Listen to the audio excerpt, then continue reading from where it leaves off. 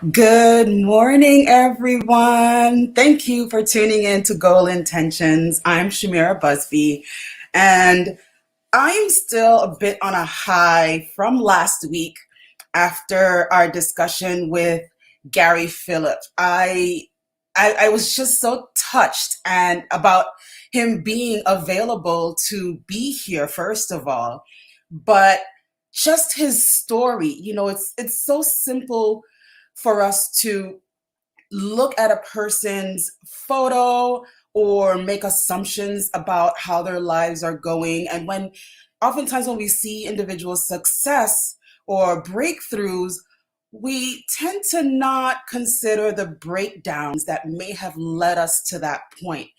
And Gary managed to just wow me. I mean, I was just overwhelmed with feelings about his path, but then the moments of despair, the times when he could have possibly given up, he found a way to rise to the occasion. And then even his stories about using emotional intelligence to understand that you have to understand where you are, who you are, what you're capable of, and when you know that you are not able to, just be very transparent and let folks do what they do best. But at the same time, create an opportunity for others to come to the platform, come to the table, and exercise their strengths. I'm really, really excited about that. It's been a wonderful week. It's been a heck of a busy week. My daughter Aria launched her natural skincare line, and I would have never thought in a million years that this is the path that she would take. But uh, being who she is, she managed to work with me and her big sister and the family in general managed to just pull it all together. And I'm really excited about what's in store for Aria. But today, I have a special guest. I mean, everyone who comes here, they're special to me because we've had so many different experiences. And, I've encountered a lot of people in my lifetime, 40 odd years, may say, oh, she's still a baby to some folks. And others will say, oh, she's really an old lady, depending on who you ask. But nonetheless, the folks that I managed to know are just wonderful human beings. And, this particular woman, we've known each other for a long time. She's my longtime friend, like seriously, right? I am so excited to even see her face, see her movements, and just have this nostalgic moment because she was just this witty, kind salsera, if you will, back in the day. So everyone, welcome Laura Luna to Goal Intentions. Hi. I'm just listening to you and thinking, oh my gosh, I can't cry. Um, the computer. I'm so excited to see you. I'm It excited really to is. see I you. made me a little bit emotional. It was such a special time we had there in that crazy school, wasn't it? Oh goodness, it was something else. And we kind of bonded because at the time my Spanish was much more sharp. So we used to communicate, and you were like, you speak Spanish? That's great. That's great. And we used to have our little side discussions. It was just, I can't even remember what class we had together, but you know, English. It was like it was Miss Barata. Didn't you have Miss Barata I for did not have AP? Miss Barata for English. Man, I don't know. I But can't remember then. we had a class together. I We don't did remember which one. And we were like together in a number of classes. together. Every time you'd pass down the hallway, if Laura Luna, or I used to call you Laura Moon sometimes, because I'm Yep. like, Miss Moon, Laura Moon. Yeah. She's walking in her mini skirt down the hall, like this dancing through it all, just dancing through the hall Yeah. with your tennis racket That or That's right. That is right. I had my tennis uniform was a little mini, yeah, it was tennis little thing. mini, little That's mini. so funny. It was little mini. Way back when I could wear those things. Oh my goodness. I look at it, I was like, oh my God, that is so cute. I could rock that. But then I said, get over yourself. You You're well past that. I Yeah. can try. We were on the play together too. Yeah, We were. I have this awful thing where I don't remember details. I have everybody from high school be like, "Oh, remember when we did this?" And And I don't remember, but you know what I do remember is people's like spirits. And you were just always this really sweet, really incredibly fiery, intelligent, awesome, kind, open person. And I love your post. I'm watching you all the time. And you haven't changed. And that's what I remember most. That's what I remember most.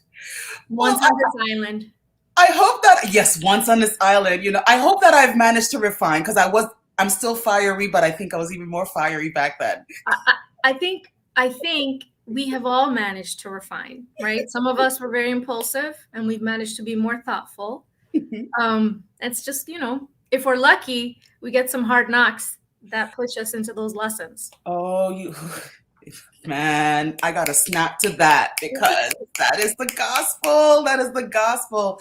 So, Laura, Yes. tell us, what is your background, your heritage? Okay. Because I was reading a bit about you. I mean, I knew what, I've read about you, but some things were new when I read your life story. Oh, yeah?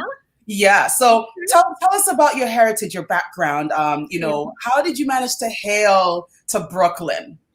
Okay.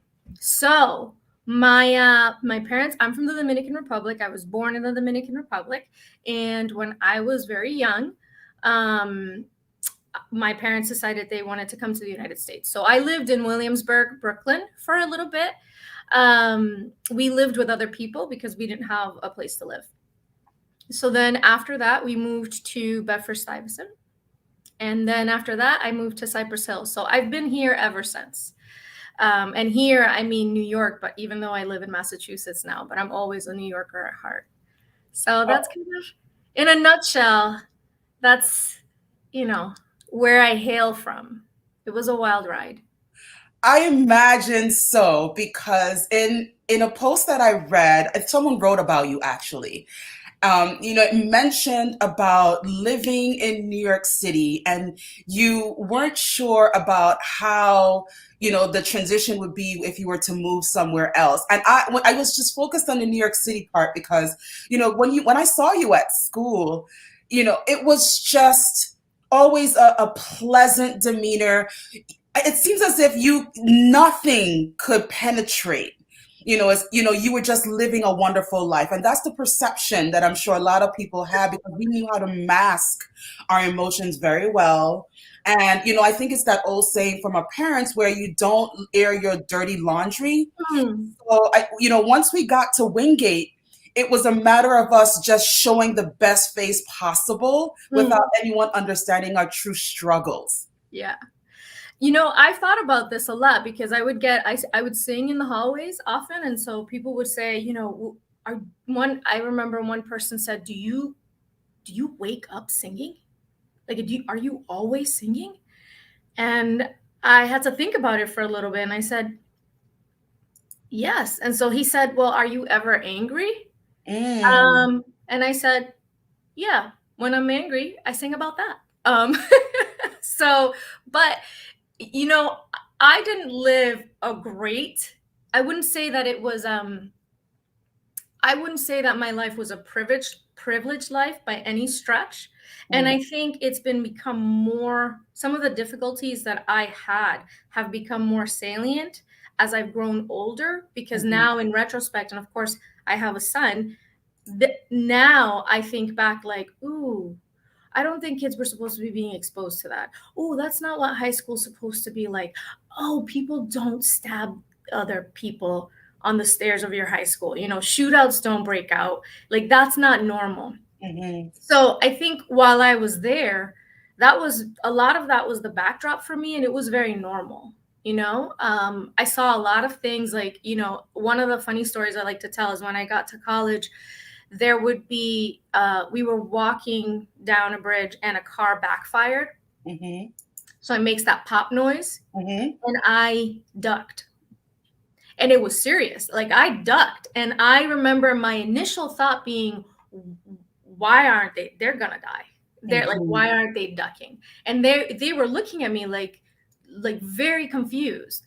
And we played it off, got back up. But in retrospect, especially now in all of my training as a psychologist, I realized, that was my reality, right? Mhm. You hear that sound, throw yourself on the ground. right? Shots fired, like legitimately, literally. And so I think that while I was at Wingate, I really honestly felt that joy. So much of my joy comes from serving others, being with others. And I have two really amazing parents. My mom is a really phenomenal woman. My brothers and sisters, I could not have picked a better family. And the friends that I had and the opportunities that I had there felt really good to me. Hmm. So I was, wasn't privileged, but I was very blessed. People gave me a lot of love and a lot of support, and that was really all I needed.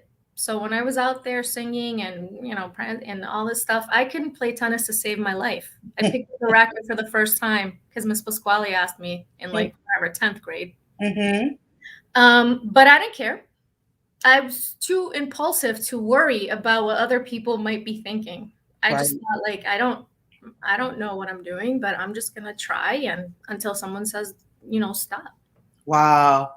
You know, and you're so right about that because that's what I just remember about you, and it just shows your resilience during that period of time. And you also created some sort of shield to not allow any of those adversities, really penetrate or cloud your judgment in some way. Although you thought what you thought and you responded by singing or by being jovial, you still managed to create something for yourself that would allow Mhm. others not to harm you, if you will. So it was like your defense mechanism. Mhm. That was in a positive way. But other people can, steer in another direction and Mhm. pop off or become really aggressive. But you managed to flip that around for yourself because that's not what you wanted. Mhm. But when you talk about singing, once on this island, we were in that play together. I still sing those songs. I find the tape. I cannot bring myself to throw it away, even though I don't have anything to play it on. Oh But my! I just, ah, That was a magical show. it I was. never thought that Wingate could pull off such a production. They never did. It was the first time in 25 years. I mean, that's one of the other things. Like when I'm here, I'm at two high schools. I'm in a therapeutic high school and in a vocational high school. And I see the things that the kids are doing and exposed to. And I think, wow, Mm. we didn't, it was like a gift. It was the first play in 25 years. Hmm. And I don't know if it continued after us, but Yeah, you're right because we had the two plays, and then we were off. And Miss Rinaldi did a phenomenal job. I can't even remember how we managed to even get the props in this. I think we all worked on it together, quite we honestly. did. And we gave her so much grief. I feel bad. I feel bad. Remember how she used I to yell, talk about it every week. "Sporcaciones"? Remember when she had to yell and curse at us in Italian? I think back to what that must have been like for this dear woman staying late. Um, I remember when Jamar Mims used to go and he used to come in and his dreads would like bounce as he was walking on the stage and he's like this huge guy and we Yeah. would just die. We were supposed to be super quiet and we would just burst into and we did it during one of the shows. Yes, It was not okay. it was not. It It was was not. it was a show that her dad came to watch too. She's a good woman. She is a wonderful woman. Hi, Miss Rinaldi. Every week we shout you out on here, but Teachers are special people, but now that I'm an adult and I see, what I will and won't do for some of the kids that I work with, I realize, I mean, that's part of what I was busy during high school. I was very busy. I was in the bowling and the tennis teams, and I wrote for the paper, and I started the Latino club, and I ran for class president. I was very busy, but those teachers that were there were phenomenal teachers. I think absolutely. that I really didn't have a plan for my life. I literally did not have a plan for my life. I didn't sit there and think, "Oh, I'd like to be." I thought I would say vaguely, I'd like to be a doctor because that's what everyone says, a doctor, an engineer, a lawyer. That's what your parents say. Yes. And I am extremely blessed that there were teachers who took the time. I mean, I tell this story all the time. Miss Barata, I was going to my after school job, and Miss Barata said to me, "Laura Luna, did you finish your college applications?" And I didn't have time for that. I was like, I think so. I don't know. And she said, "Come here." I said, "Oh, I have to go to work." Hmm. Because I had my after school job, Yes. at the psych clinic Hmm. and picking up the phones. And she said, "Oh, come here." And she picked up the phone and dialed my boss's number. Her name is Beverly McHarry. She's like this amazing woman. She's a psychologist. And she said, Laura Luna can't come to work today because she has to do her college applications. And I remember being so upset. I didn't talk to her for weeks. Mm. Who do you think you are? Mm-hmm. Interfering in my personal life after school. Mm-hmm. I stayed there till I think it was 4:30 that day, Mm-hmm. getting the seals on my applications and sending them away. And I was old. I was probably in my 20s when it hit me that that adult woman had a life of her own, and the last thing she wanted to be doing was be at school at 4:30 in the afternoon, Mm-hmm. making sure that I put my college applications in. Right. That was pivotal for me. She gave me 3 hours of her time, but it was a gift that, I mean, going to college was one of the most defining moments of my career, what I chose to do, what I can do, what I learned. Mm-hmm. She did that. Wow. I mean, Miss Barada, she was tough, but It was tough. hearing truly, I did not have her personally as a guidance counselor, but oftentimes, particularly after I had my daughter, she would encourage me in so many ways. You know, she at the time she says, "Your baby's so beautiful. You know, consider having her in baby gap." And I didn't even know what the hell that was, but she just had like foresight about how people's lives can shape. And if she can contribute to that in any way, if she could have, she definitely did her best to the point where you could have sat on her desk in her office, you know, just surround her, and she would feel in her element, just trying to impart her knowledge, but also give other students an opportunity to be them best selves. And you know what the weird elephant in the room is? That, you know, all of these people were white. These were white people, Yeah. right? Yeah. And we don't really, because we do a lot of those conversations now, but like, you know, besides Miss Kit, Miss Rodriguez, maybe like 3 or 4, Mm-hmm. these people, you know, they lived over the Verrazano Bridge, Right. right? But here they were engaging us and talking, you know, and it was never like a these people, us people thing. Right. It was very much like these people were there to be helpful. And I can't thank her enough. She had the funniest sense of humor. I never got her jokes, but Well, at the time, I'm sure now it will definitely, you know, I would penetrate. probably get them now. Yeah. But it She went over our heads at the time. yeah, she was just she was a good thing for me. Oh man. I never would have gone to college. You know, you talked you said a couple of things. You mentioned after school job, and you know, just being busy. Interestingly, I think almost most of us had jobs after school. Mm-hmm. And I find it really odd that today, when I look at, like, say, my son or other children in high school, they don't necessarily have the same opportunities or similar opportunities as we had.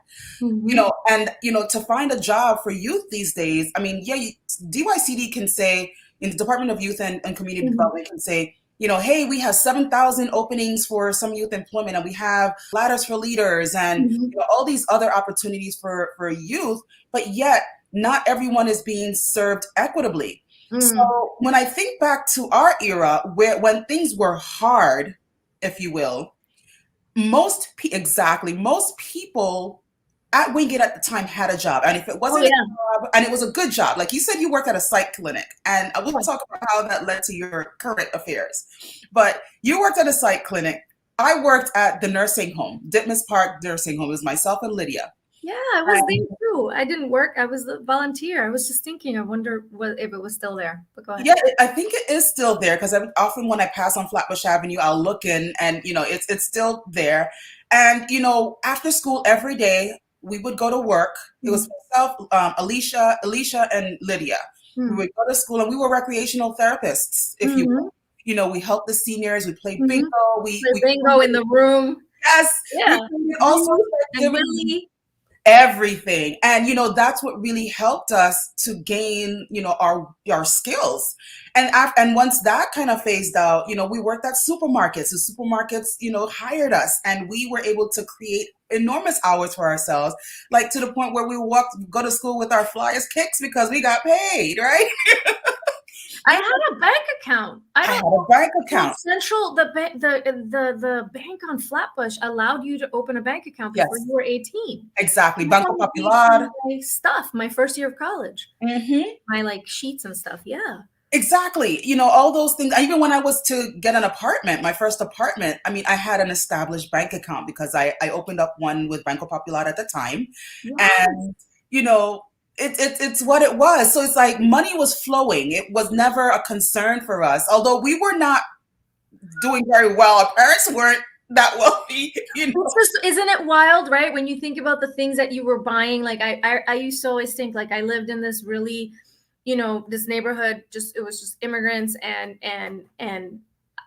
but they on the streets were lined with Mhm. Lexus and Mercedes Benz and Mhm. fancy rims, but we all lived in, you know, these apartments that when you turned on the lights, all the roaches would scatter.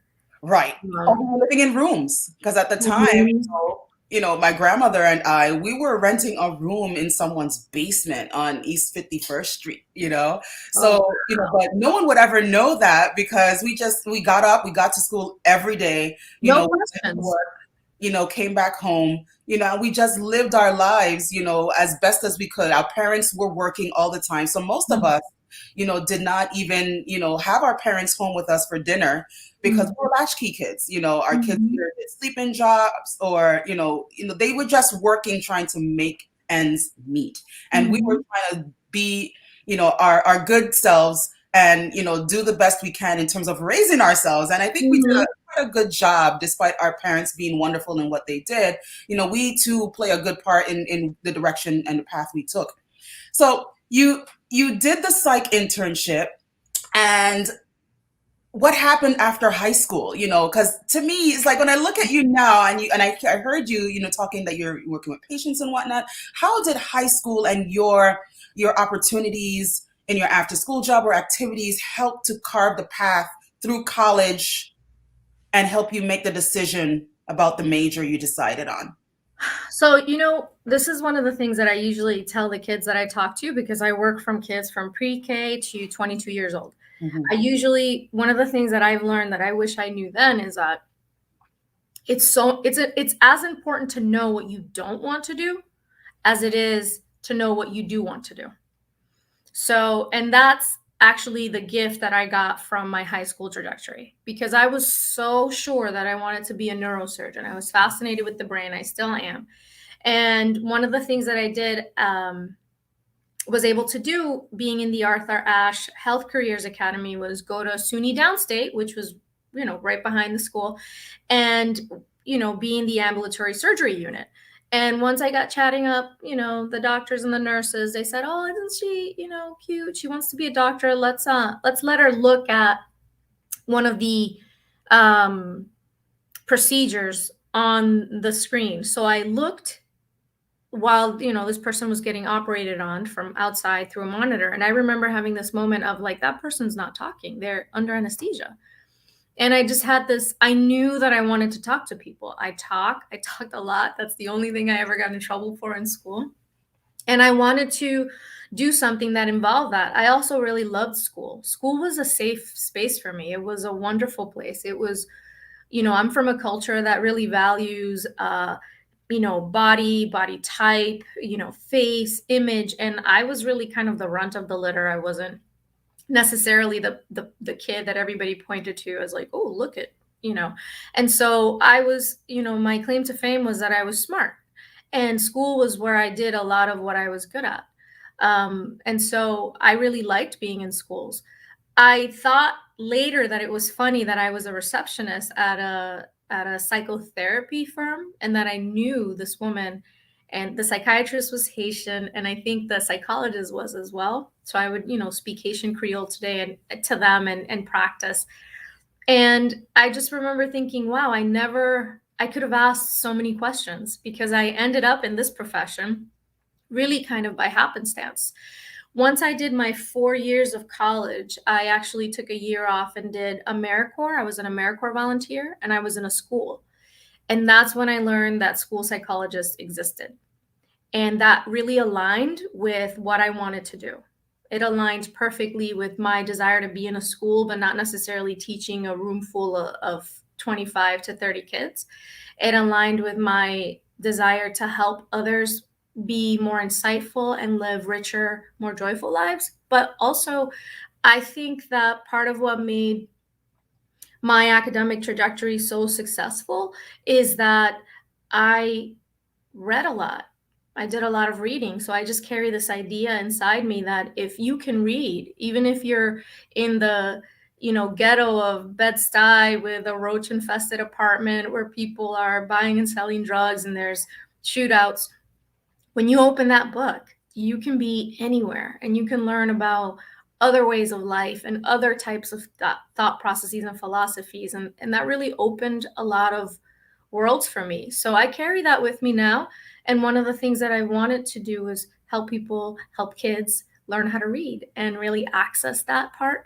Because once you know how to read, you can go anywhere. The world is open to you. So I did that AmeriCorps piece. I found that school psychologists existed, and I went to Tufts University for my master's in school psychology.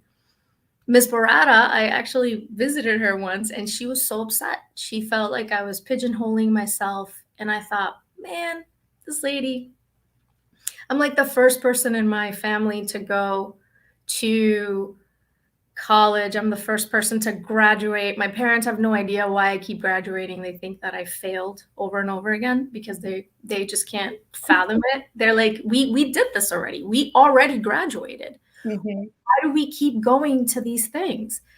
So she was disappointed. She said, why would you pigeon yourself into being a school psychologist? And I was like taken aback, like pigeonhole. And again, she was right, right? So I do my school psych program, and the advisor in the program says, Laura, you really are doctoral level material. You should probably think about that. And I really just, up until then, I just had this, I've arrived. I mean, to have arrived without having had a baby at 15, or 16, to have finished high school, I was really bucking all sorts of statistical trends. And I'm an immigrant. I didn't even speak English until I was like 7. Mm-hmm. So when I was getting that master's, I was like, I've peaked. This is it. And again, a teacher saw further than what I could see and saw potential that I wasn't aware of and kind of planted that seed. So I started my doctoral training a long time ago, did everything, did my internship in the Bronx Hospital at Lincoln Medical and Mental Health Center. It was a really formative year for me. And then life happened and I kind of dropped out of the program short of doing my dissertation. And so this year I've kind of come back in ready to just finish that up and button it up. I do a lot of consulting. I have a private practice. I do workshops for parents and a lot of speaking engagements in the community. Right. And so I really just want to button that part of my education, but it's been a long road. It's hard to do the things that when you are the one that's breaking ground. It's definitely a challenge, and it feels burdensome at times, particularly being first of firsts, right? And similarly, me being the first, my uncle, he graduated. He went into military, he graduated from college, he went on to get his master's. But for me, I was the first female, first woman to actually move forward. Everyone else, either had a baby or dropped out of high school, to live and, to care for themselves. And there, my grandmother was just pushing, like, you're not going to be that statistic. You're not going to be, yes, you have your child, but if you do what you're supposed to, I will help you. And she kept her word. And I didn't have a choice but to keep mine, so just thinking about how much push and, for the people who we've been lucky to have folks in our corner who saw more for us than we could possibly see for ourselves. It's a gift. It's a gift because we are really full of the ideas, of the things, of the experiences that we've seen. We are myopic in our vision forward. And there are sometimes, those angels that God puts in your way that says, listen, you have no idea what I have in store for you, but I'm going to have this person kind of give you a glimpse. Mm-hmm. But we don't know.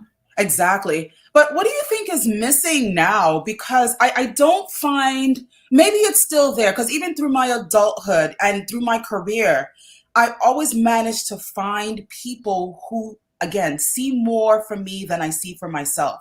Hmm. And, when I don't think about, moving ahead, I have someone that will nudge me or say, well, what about this? Or have you considered that? Or, I really think you're holding yourself back. Or when are you going to? And start to hold me accountable. And I Mhm. wonder if that truly exists across the board, because I find that there are a lot of folks, particularly youth, who are stuck. And a lot of adults as well.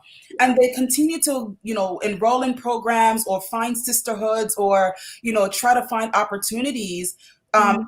to help them understand more about themselves. But then, they're still stuck in that situation without any guidance or anything to help them propel forward. So what do you think is missing, or what would you suggest would be a better plan for folks to consider broadening their horizons about what lies ahead for them? I think this particular time is very difficult because of COVID. So some of the things, I've been noticing that if you had a propensity to struggle before COVID, COVID just really pushed you over the edge. And I have found that even if you didn't struggle, COVID has you struggling. So I think that now, the time that we're living right now for youth especially, is particularly difficult because there's so much uncertainty and the grown-ups are scared. The grown-ups have been stuck. I've been thinking about this quite a bit recently. The grown-ups have been stuck in this rat race for, like, how do I work?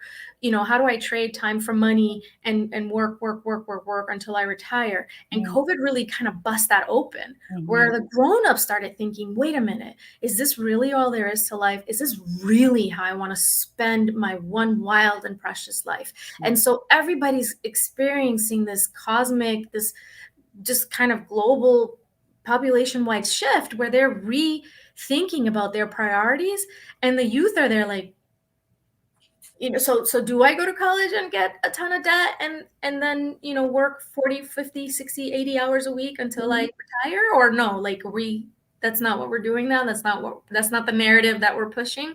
Yeah. So they're confused. To your question about what do I think people should do, the reasons why people struggle, I have found, are varied. And almost all of the time, it goes right back to the individual. It goes right back to some unanswered question that they have that they don't even know that they have. Mhm. Sometimes it goes back to some of those learned patterns of behaving. I always tell the story when I was very little, my parents would say, she's so ugly. Who does she look like? She's so ugly. And they were joking. They were joking. Like in Spanish, it was like a little like but that's really what I grew up thinking.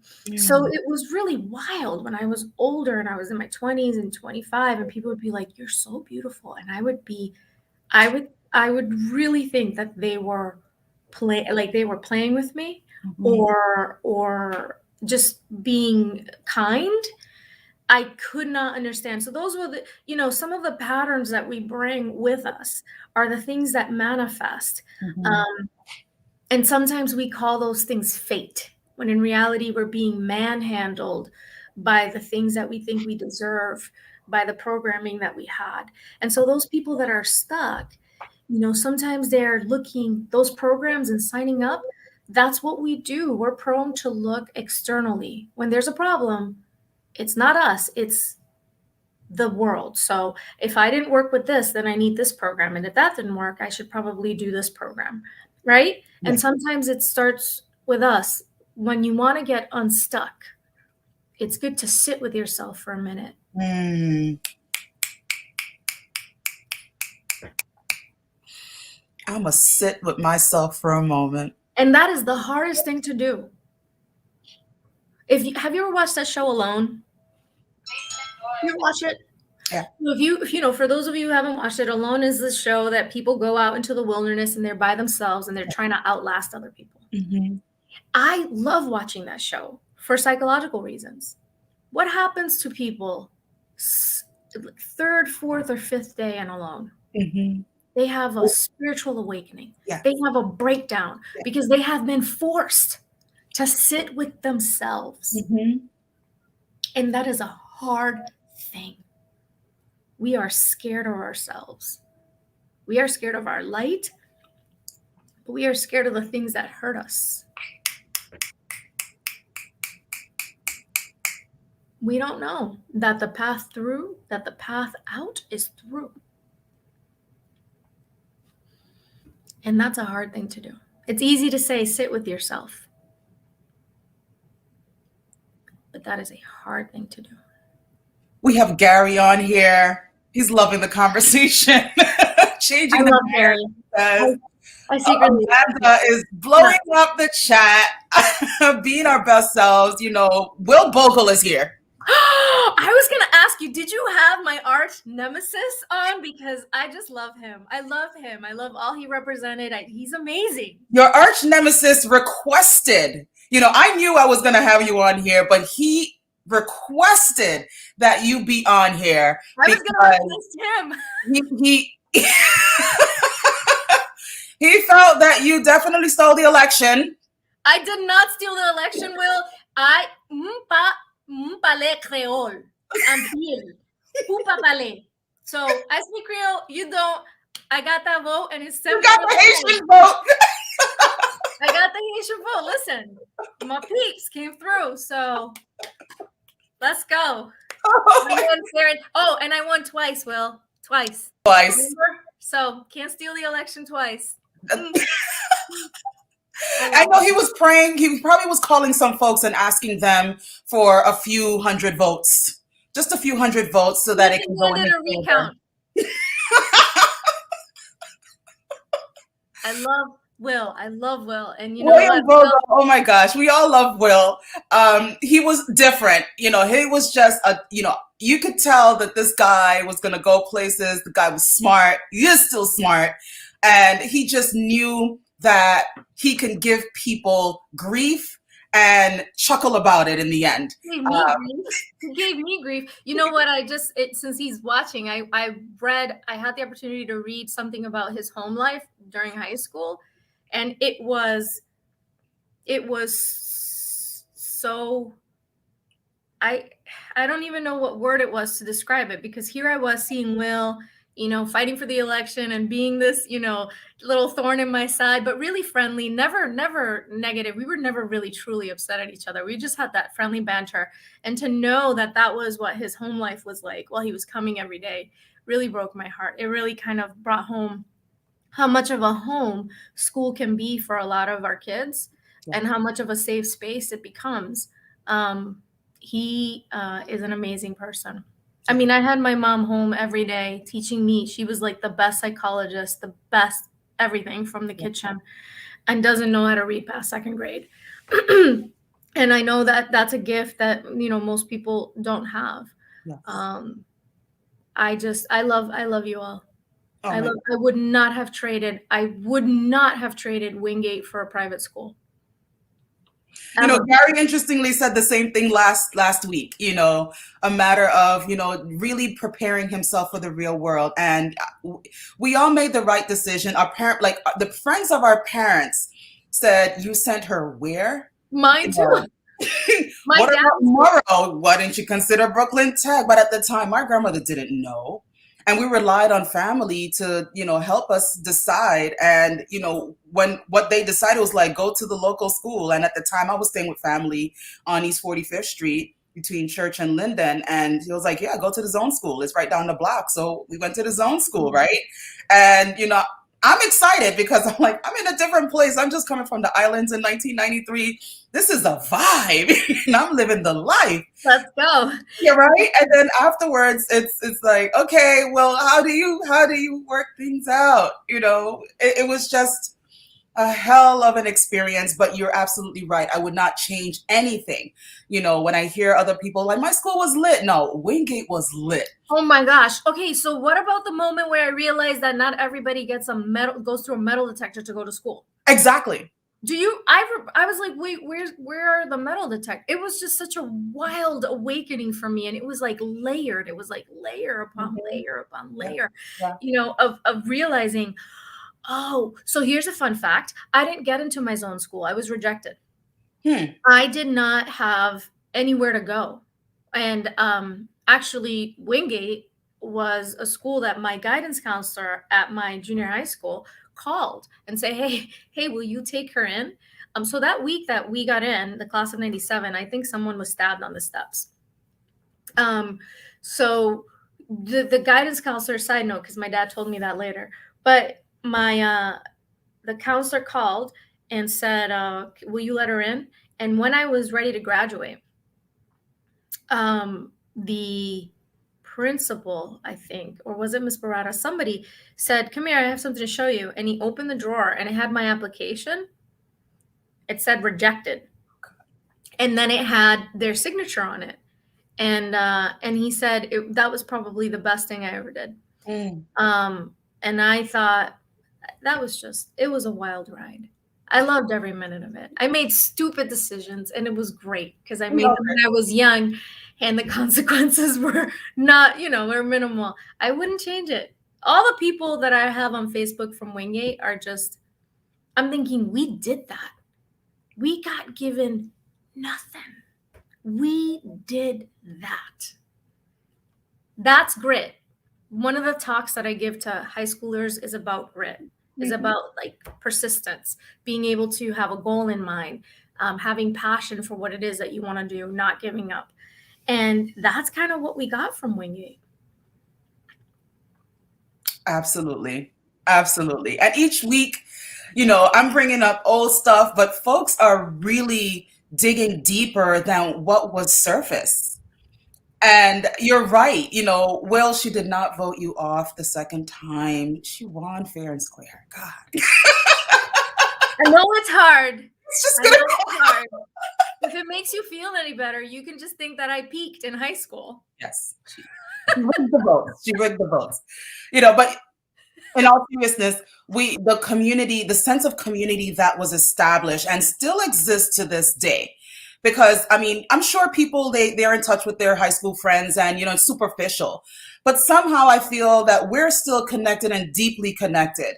Exactly. The fibers are so interwoven that if we see each other, even if it's like a hey, there's still genuineness. And I know this personally because if I were to have something, the immense support that I get from the folks that I went to school with at Wingate, it's incredible. It's as if no questions asked, Shamira. We got you, and I see it the same for even their pockets of friends. If I were to look deeply, I see that there's still this wonderful relationship. And yes, there are peaks and pitfalls, but nonetheless, there's still that true sense of friendship, community, love, family that is embedded. And you're absolutely right. It's one that I can never trade because if I went somewhere else, I don't think I would have had the experiences that I've managed to. And some people say, "Well, how many things did you actually do?" When you say you were busy, we didn't have a choice but to be busy. Yeah. Okay. Not busy got you in trouble. Exactly. And I think for the most part, most people were busy, whether it's a fashion club or a fashion clique or soccer, whatever, tennis in your case, the drama club for us, the school newspaper. And you mentioned Miss Kid. We had Miss Kid together. That's what it was. Working with Mr. Heim, all the honors courses. We had cooking classes. We had the business, mock trials. There was just so much. It was so rich. And, it wasn't that we were in silos. We always managed to intermingle. And then I think the cafeteria was the place to get our free lunch ticket, so we can get some food because we were hungry. We were Yeah. hungry. I was actually thinking about this. So I knew Paula was her name. She was like the head of the cafeteria. So I walked in and she just took a liking to me. And I just think everybody's great. And I just want to know them. I want to Yeah. hear their story. I want to hear what they're about. So I would go into the back and she'd be like, come on, what do you want? What do you want? And I would like be there, like, and I think now like kids are embarrassed about like, oh, free lunch. I don't want free. And I was like, I no questions asked. Right. I was in the back. And everyone's like, how do you get back there? And I'm like, oh, I don't know. It's Laura Luna. You want like extra oranges? I got you. I don't know. It was, You know, it the heroes were the best at Wingate. I mean, people were embarrassed at the time. You know, they prefer to go to the cart and get the beef patty or go to the corner store over by Rutland Road.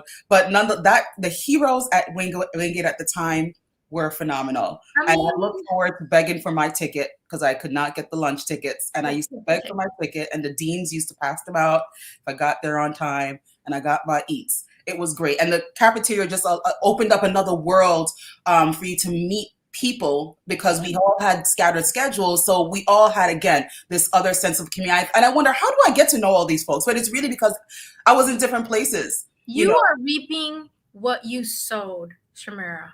You are just a light. You've always been just a serious, but not just, I don't even know how to explain. I know every time I saw you, I wanted to be next to you. You were just good. You radiate this goodness, this good stuff. So I think that what you're experiencing now is really just you reaping what you sowed.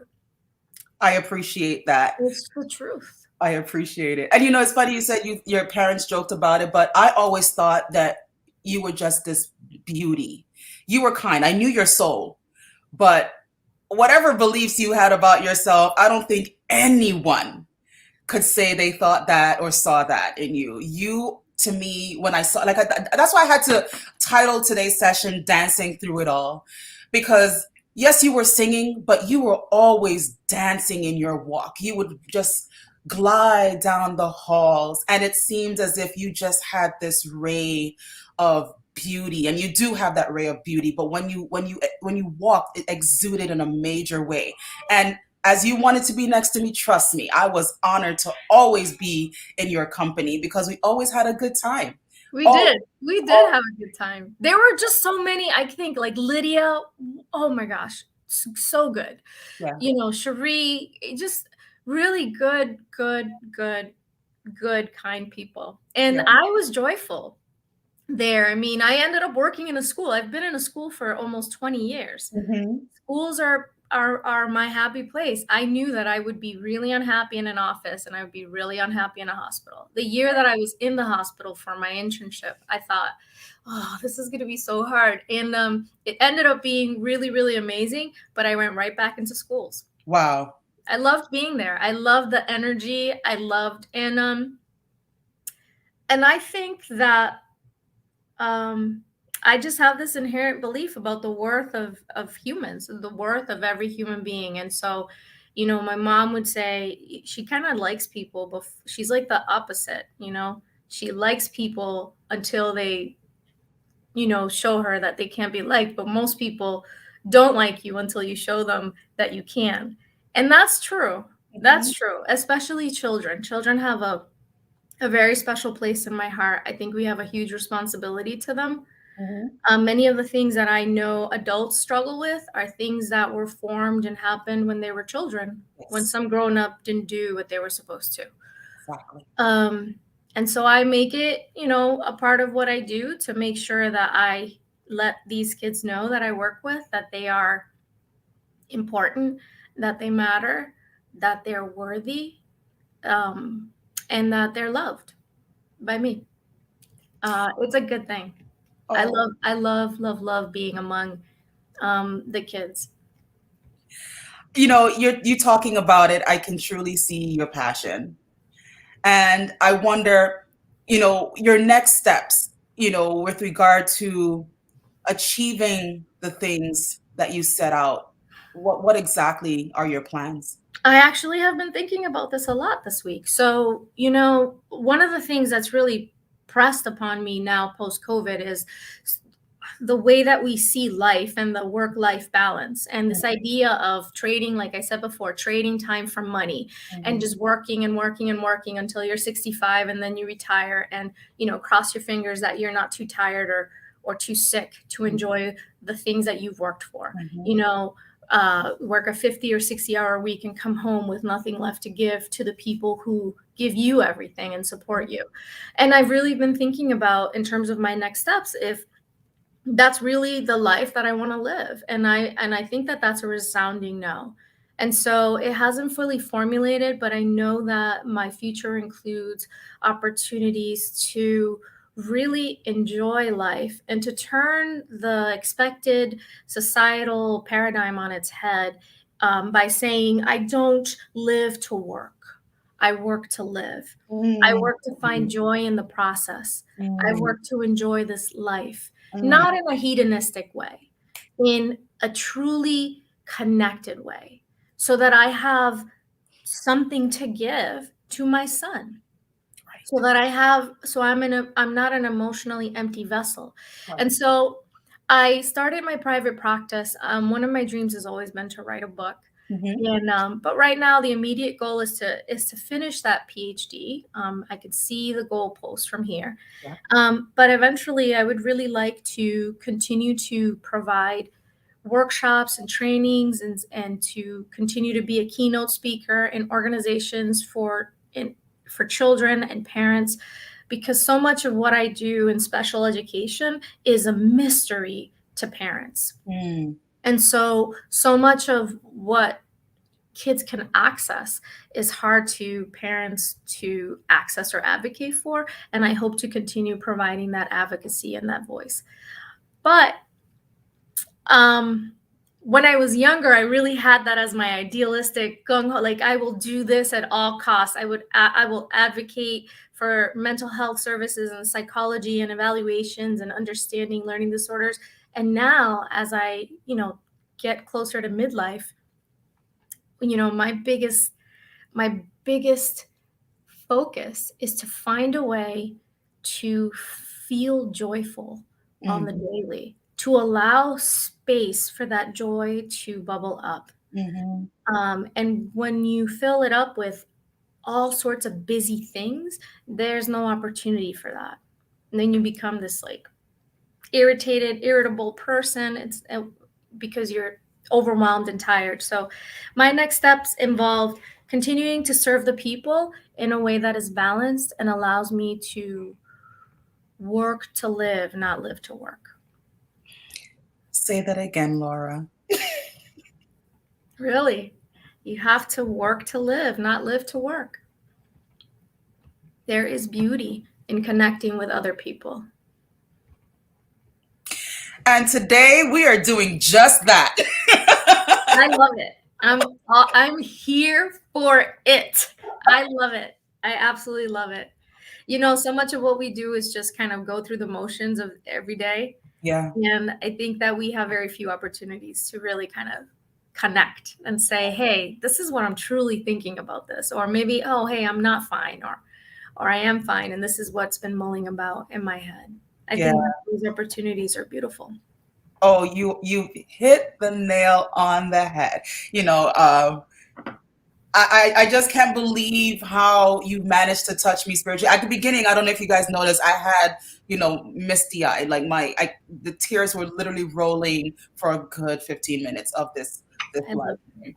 because I just, one, you're at work today and you're super busy, as Gary was last week, and Will was that time, and everyone who Amanda, everyone carves out these times to be here, and it just touches my heart in such a major way. And Laura, I have to thank you because you've managed. I know that you have touched many lives today with your messaging, because it takes one person to really come on here and share their life experiences, but also reveal what it is that it's necessary to live well. And it's not about chasing money all the time. It's really about making sure that you're right from within. That's a Lauryn Hill quote, but she's right, and she's always been right. I think that's why we love Lauryn Hill so much. You got to be right from within. And oftentimes, we're not okay, but yet we still dance through it all and smile and try to seize days when we have to sit with ourselves. You're so right about that. Mhm. And the pandemic has not been forgiving for a lot of people. No, it has not. And, I think that's why, not I think, I know that's why the suicide rate is where it is. Yeah.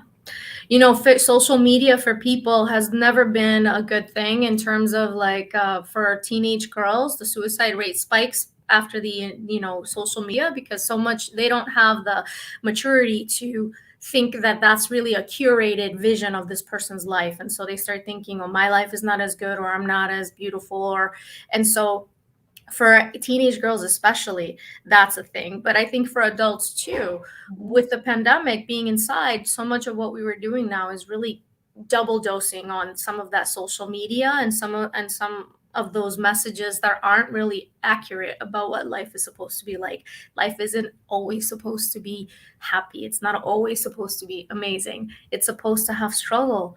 Nobody learns after a success, Mhm. right? Only after failure. But I think sometimes we have these not right narratives in our minds, and these ideas and things that these standards that we hold ourselves to, and they can really wreak havoc on our emotional landscape. Agreed. Yeah. Agreed. Yeah. COVID hasn't been great. And I really hope for anyone who's watching that you seriously consider, if you are sitting with yourself or have any time to do that and it's not giving you a positive feeling, contact someone. Really try to connect with someone so that you don't find yourself in a situation where you think about wanting to commit without having a plan, because ultimately you might create a plan and a lot of people's lives will be affected. So it's just important to be really cognizant about what your mental state is, what your intentions are, and Mhm. what you want to do with your life, whether it's in the present or beyond that. Just be Mhm. mindful that there are a lot of people who care about you, who think you're wonderful, and Mhm. who want you to be here with them so that we can all celebrate and partake in discussions like this. Yep. And suicide is a permanent solution to what's often a temporary problem. Yes, yes. On that note, I will leave Laura with that word. Laura, thank you so much. I love you. If I were to run into you again, I would give you the biggest hug and kiss. You know it. Thank you for having me on. And oh my gosh, I can't see who's on, but all the Wingate peeps that are on, big up, big up. Um, oh my We gosh. have Amanda Charles on here. Oh, Will I love Bogo. Amanda. Yeah. Carla is on here, Kimberly Warner, Gary's on here, Trisha. Oh my gosh. Thank you for tuning in, Chad. We have, let's see, Zola is on here. Man, the Is that comments are really really Chad, pouring or is through. that Adrian Bennett who calls himself Chad? No, that's another Chad. That's Okay. Fabian. That's a real Chad. Okay. Actually, I tune into. He plays these live stream. He really goes old school. He's a DJ, but he's also an executive director at ACS. So he That's has the awesome. dual role. I actually did one of his live streams on workforce development or job search. So Awesome. he tunes in, and he's given me quite a few gems too in operating, behind the scenes with StreamYard and whatnot. So I'm really grateful to have a lot of people who've extended a lot of information to me so that I can make this a wonderful platform for everyone who This is awesome. able to come on. So I'm really excited about where we're going. But, Laura, today, thank you for carving out the time out of your busy schedule. I You're welcome. appreciate you. I know everyone is really happy to see you, to hear your voice, to listen to your story. It's just been incredible. For everyone out there, thank you so much for supporting Goal Intentions, and I wish you a wonderful and purpose-filled weekend. Bye, everyone. Bye.